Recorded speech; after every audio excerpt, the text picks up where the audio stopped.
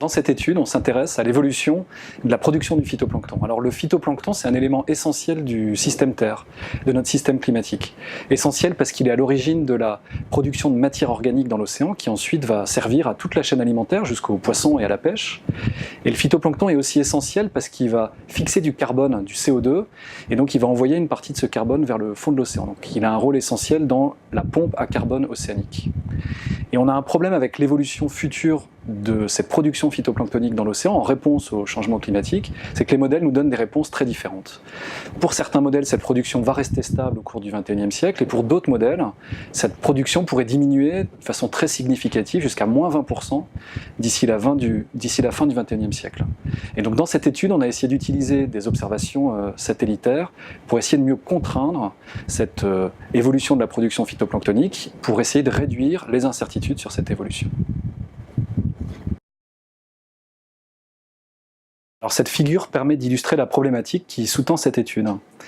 Ce qu'on voit ici, sur l'axe des ordonnées, c'est le changement de production primaire, donc la production du phytoplancton, entre l'année 2000 et l'année 2100. Et chacune des courbes, ici, représente les résultats d'une simulation avec un modèle climatique. Et tous ces modèles climatiques ont été forcés par le même scénario, un scénario où les émissions de gaz à effet de serre augmentent fortement dans l'atmosphère.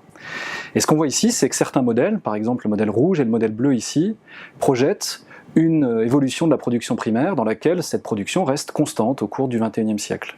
Et puis on a d'autres modèles, le jaune par exemple ici, qui projette une diminution de cette production primaire, ici dans la zone tropicale, jusqu'à moins 30%. Donc une grande différence, avec des implications potentielles importantes sur la chaîne alimentaire, la pêche et le cycle du carbone. Ce qu'on peut repérer aussi sur cette figure, c'est que les modèles représentent ou simulent une variabilité interannuelle, donc des changements année après année ici, le modèle vert, le modèle rouge, le modèle bleu ou le modèle jaune. Ce qu'on a essayé de faire dans cette étude, c'est d'essayer de relier la tendance générale liée au changement climatique avec cette variabilité interannuelle qu'on peut observer.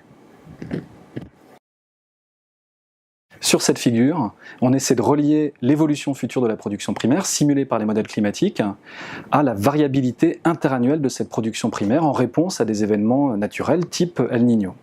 Donc ce que vous avez ici sur l'axe des Y, c'est cette sensibilité au changement climatique futur.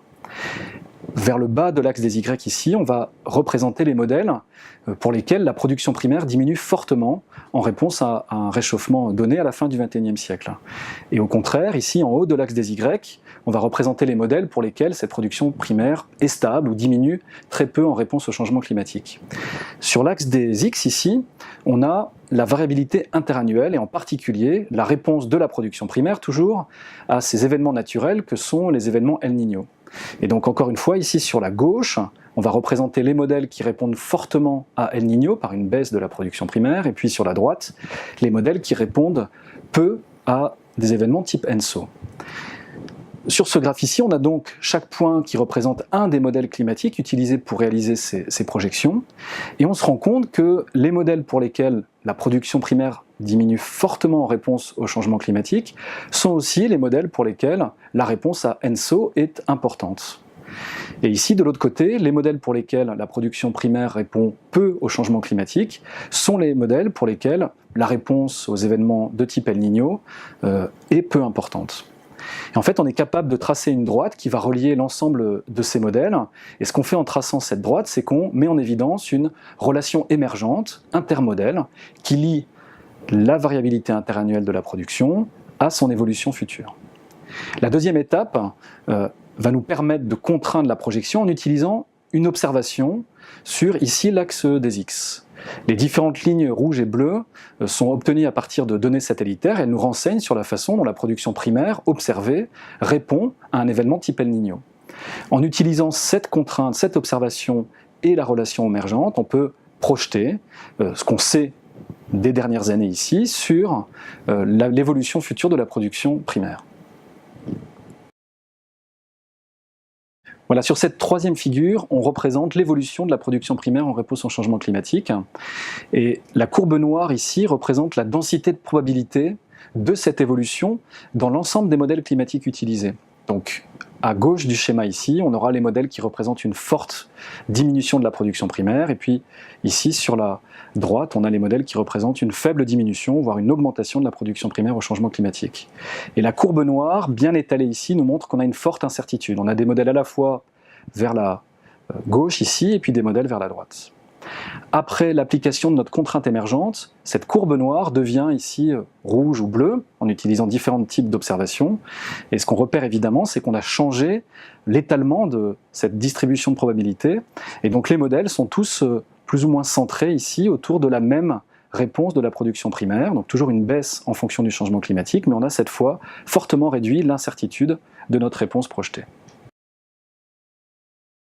Donc ce qu'ont montré nos résultats, c'est qu'on était capable de réduire l'incertitude sur les projections de la production du phytoplancton en réponse au changement climatique. Et donc ça a des impacts, des conséquences sur ce qu'on est capable de dire sur, par exemple, l'évolution des pêches dans les tropiques. Deuxième conclusion, le type de méthode qu'on a utilisé, les contraintes émergentes, c'est une méthode statistique qui permet de faire dire à des observations du climat actuel, de les utiliser pour contraindre les projections futures. Il reste beaucoup à apprendre sur les mécanismes commun entre la réponse à des événements de type El Niño et puis la réponse de la production primaire au changement climatique futur. Donc il reste encore à beaucoup travailler, mais c'est un type de technique qui va être amené à être de plus en plus utilisé au cours des prochaines années.